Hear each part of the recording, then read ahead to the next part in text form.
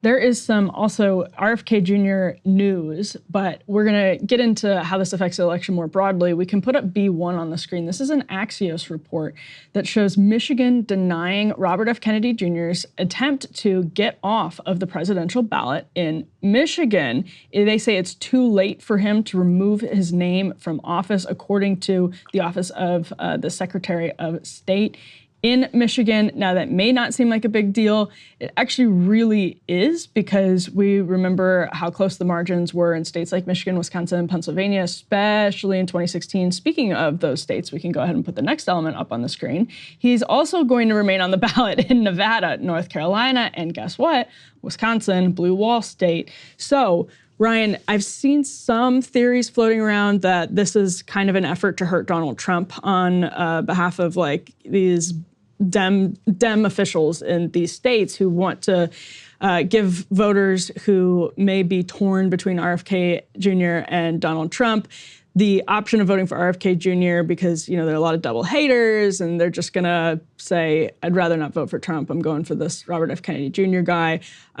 Reasonably, many people don't follow the news as closely as we do. Mercifully, it sounds like a wonderful life, but they may not even, by the time, I would assume everybody knows what happened, but a lot of people are tuned out, and reasonably so.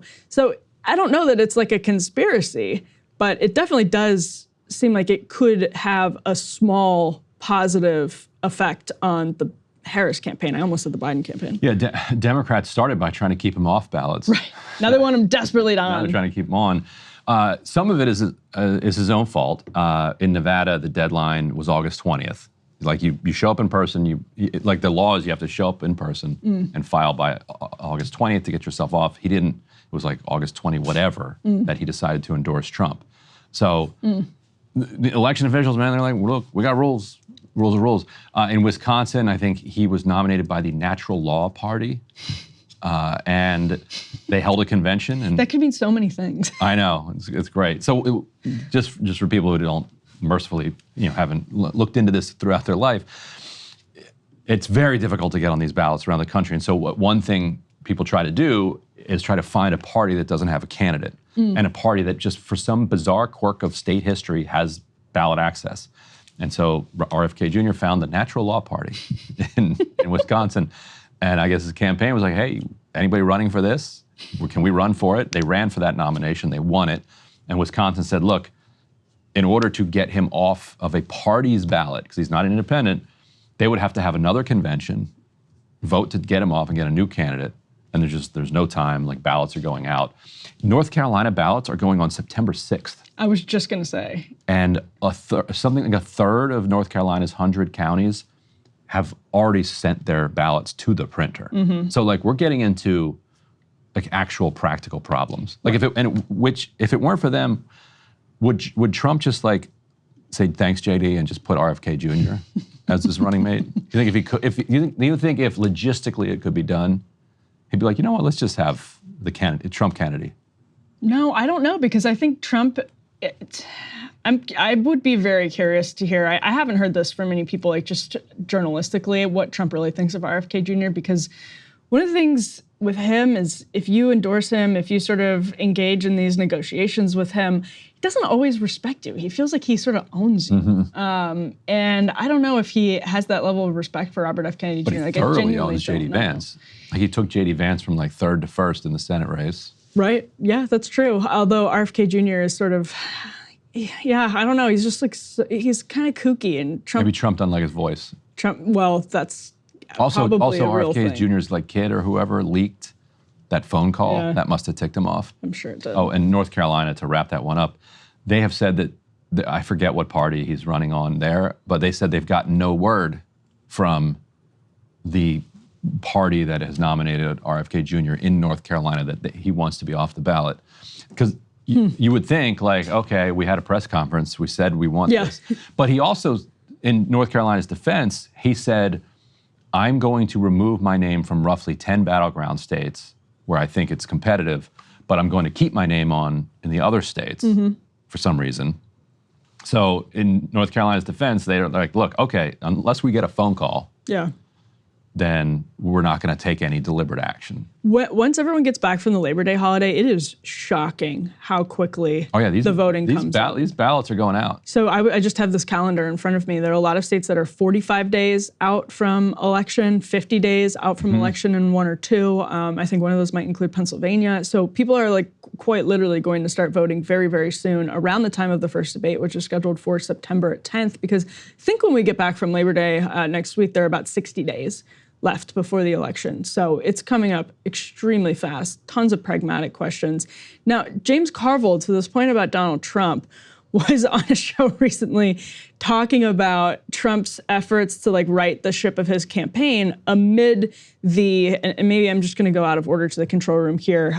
It's in the context of what we saw happen with Kamala Harris. This is before a report from Al Jazeera, but it's been also reported elsewhere that her fundraising numbers are at a record level right now. I think she's hauled in some $540 million just after the DNC. This is a presidential record. 82 million during the convention itself. Bernie raised in 2016 $250 million from small dollars. And that was amazing. Which broke all kinds of small dollar records. I mean, Obama was a separate case. That was campaign, that included the general election. This is just weeks, shattering records in weeks. And I think people need to understand that this also, if you believe that politicians are bought and can be bought, which you should believe because that's obvious, to have them bought by $540 million largely from just normal people is actually a really good thing for our democracy. And the Republicans are moving in that direction too. Just filling up your inbox, and Democrats do the same thing. Fill up your inbox, begging you for money. And then in moments of real enthusiasm, you go and you're like, okay, fine. And you give Kamala Harris $540 million. So Kamala Harris has also 1.5 million new donors, which is really interesting, coming in after Biden drops off the ticket. So that's people who weren't previously giving to the Biden campaign. This is according to the New York Times, who analyzed the disclosures, which is, I think, fairly significant, actually, just in and of herself. Who was giving to the Biden campaign? I know big money people, of course, would do that because that's their job and they're trying to buy influence. But if you're a regular person, well, because you hate Trump. I mean, you're genuinely... You hate Trump, and it was so embarrassing. It was so bad. It was so demoralizing. This is just uncorked, enthusiasm. The New York Times reports Harris donors were slightly more likely to come from more educated areas. Zip code where more than half of those 25 and over had a bachelor's degree, and Ms. Harris also claimed a slightly higher share of first-time small dollar donors from zip codes where more than 5% of the population was Black. So that's where some of that 1.5 million new donors are coming in. But this is obviously, if you're the Trump campaign right now, you're on your heels. These numbers are astounding. So let's go ahead and roll this clip of James Carville talking about how Trump in his mind, as a Democratic, sort of legendary, mythical Democratic strategist, analyzed the Trump campaign's, or Donald Trump himself's, reaction to Harris joining the ticket. He has like shark-like survival instinct. And he knows that he's not having the same effect as he used to. He knows that Harris has become what he's always wanted to be, is the kind of hot item. He does. And he's not the new kid on the block anymore. And he's struggling to regain that. But he like I say, he has very primitive survival skills. And I think this is something that, and it's driving him crazy. Right. I think what you're saying is he's in deep trouble and is aware of it. He is, and he's aware of it. And now how he gets out of it, or can he get out of it, I don't know. Very primitive survival skills is what James Carville said. Well said.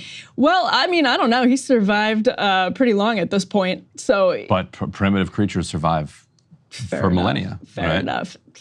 Now, the interesting... Well, it's beyond interesting. I mean, it's always worth remembering. It kind of feels like it gets lost in all of this, but... A primitive is a compliment, by the way, because it's like those are the best survival skills. Okay. You don't want... I don't think he was using it. You don't want an accountant's survival skills. True, but James Carville seemed to be using it in the sense that like he's a kind of Neanderthal. Yeah, but I think he respects a Neanderthal. Okay. Fellow Neanderthal. As a Clinton, Yes. a Clinton operative, fair enough. Well, Donald Trump is in, quote, deep trouble because if he loses this election amidst this flood of cash for his opponent and a polling surge for his opponent, he could be facing jail time. He can't dismiss, for example, the DOJ's case against him, the Jack Smith case against him. That was just re-upped. Can't pardon people. Yeah. Right, yeah, just refiled yesterday to comply with the Supreme Court's ruling on presidential immunity or to make it more, to sharpen it in light of what the Supreme Court decided in that case. So he is, quote, in deep trouble if he loses the election because, obviously his freedom is on the line. Yeah, and we can put up B5 here. Democrats are now getting extremely confident not about extremely confident, but they're getting excited about the possibility of actually flipping the House. And we're going to talk to Dan Osborne, Senate candidate, at the end of this show, because Democrats actually also believe that they have a chance of holding the Senate. Like there is a chance that they could, they went from assuming, and several members of Congress in this article said, that they were going to lose all three chambers decisively, to thinking we might actually win all three of these at this time. And a Democratic operative was making an interesting point to me about Harris that I think plays into this, which is that there's a key difference between her and Barack Obama in this sense that in 2008, the Democrats and kind of independent progressives and others kind of invested their hopes into Obama as this transformative, unique leader who was going to, take them somewhere new. Like he was the guy that was going to do it. They absolutely do not think of Kamala Harris that way. What they think of as when they think of Kamala Harris, they think of somebody who can be the vessel for people's ability to fight against Trump. That's interesting. Like she'll do. Interesting. And they're actually they're rooting for her. And that's why they're, I think, fine that she hasn't had any interviews yet at all. And when they watch that interview Thursday night that she's going to do with Dana Bash, they're all just going to be on pins and needles and with their fingers crossed saying like, please Kamala, please Kamala, please Kamala. Just, hoping that she does well enough that she can then be the thing that they use to kind of fight back against Trump. Whereas when it was Obama, they would have been sitting back and just watching and like allowing Obama's genius to like wash over them. Yes. And I think like her joy washes over everyone. No, that's their joy in Biden being gone. Yes. But I think it's actually paradoxically a much healthier relation. They have a much healthier relationship with Kamala Harris. You should not invest all your hopes into a politician. Yeah, although you should actually have no confidence in them at all. I mean, and need to kind of push them and drag them because that's the Democratic will then kind of working rather than this guy is going to take us to the promised land. The magical transformation of Kamala Harris, though, I think has some people who were previously very cynical about her now genuinely investing like emotionally in Kamala Harris as a human being. It's hilarious. Which is absolutely wild. So to your point, also a brilliant move, I think, by the Harris campaign to finally agree to a sit-down interview. It's going to be a joint interview with Harrison Walz on CNN with Dana Bash. As far forward as possible. And weeks ago she said she hopes her team will schedule him by the end of the month. It is like it's happening on Thursday night, literally the eve of Labor Day weekend. Maybe we'll get one by the end of September. Maybe if we're lucky. But I mean, it's just like tactically, it's the same thing with this entire campaign. It has been such a risk-averse campaign. And I think it's like anti-small d Democratic from, and hypocritical from the democracy. And risk-averse vice presidency. It's smart. We played a couple months ago that clip with Lester Holt where she sits down to do an interview on the border. Oh, yeah. And he asks her, why haven't you gone to the border? She's like, I have gone to the border. He's like, no, you haven't. She's like, oh, well, I haven't gone to Europe either. It was the most surreal exchange. She's like, why did you just say you went to the border? That doesn't make any sense. Yeah. She didn't do an interview for like a year after that. Yeah. Yeah, she's not, it's not her strength. Yeah. It could be Palin-esque, but, she's feeling herself right now, and that goes a long way just in terms of your personal confidence when you're in these interviews, and it can backfire on you too. And having Walz there is kind of a funny move. And also, for this tiny ecosystem on the right, the Laura Loomers of the world who were convinced that Democrats deeply regretted their choice of Tim Walz and that he was going to be swapped out for whoever any minute now, they must be very confused by Kamala Harris, like asking Walz to join her in her first interview. They must, like, how do you make sense of that if you're convinced that he's actually like cooked and they're embarrassed by him? Yeah, I don't know. It's a good point. But any mistakes they make will absolutely be buried in the Labor Day weekend. I mean, it's just Thursday That's true, night. right? Yeah. So Friday, many people are already on Yes. vacation. DC is like all in the Hamptons right now. So City's everyone is, empty. Yeah, city's Yeah. empty. Everything will just be buried. Anyway, so sort of a brilliant move. As much as I hate it, game, respect, game. Hey, if you liked that video, don't forget to hit the like button and subscribe to Breaking Points. If you want to see the rest of Counterpoints, go to breakingpoints.com to become a premium member and get the full uncut show every morning in your inbox and on Spotify.